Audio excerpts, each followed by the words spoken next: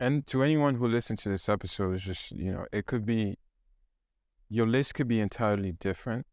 But that's the point True. of this conversation. Yeah, it's to spark that little light bulb and have you really think of whether or not, if you're in a position, if you're already a leader, okay, am I actually practicing what I'm preaching? If you're not, then you're able to look at that list and say, okay, what do I need to start working towards that will, allow me to be in that position?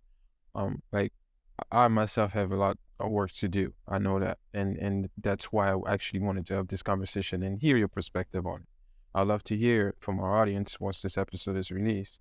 What do you think? And I look at a lot of, our current, uh, way of living. It's like things are changing, things are evolving, but and we have to adapt to the change.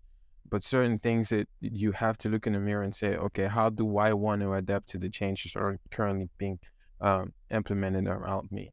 Not necessarily so much Yeah. as how do I please everyone, but what can I do? What's in my control as I'm spreading my wings. Mm. Francis, do you know the consequence of not adapting to change? Yeah. I don't think I know what you want to say, but Mm. I think it's I don't think it's failure, but you'll probably be further behind um than those who are adapting. Yep. That's it. That's literally the answer. You get left behind. Yeah. And so that's why adapting to change and just realizing that's where being an observer is really helpful. All right, to kind of go back on what we spoke on. Being an observer is gonna help you understand what's going on around you.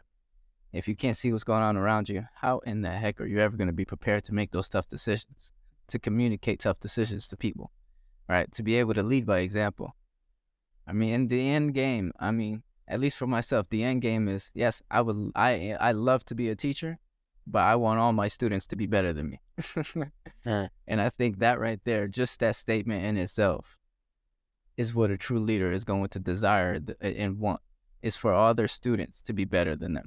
Not to be at the same level, not for the teacher to always hold a crown and walk around with a whip, whipping people like I'm still in charge. No, I think all leaders truly indeed want the people that they've taught to do better than them. And at that point, they can see all the accolades, success that comes from their teachings.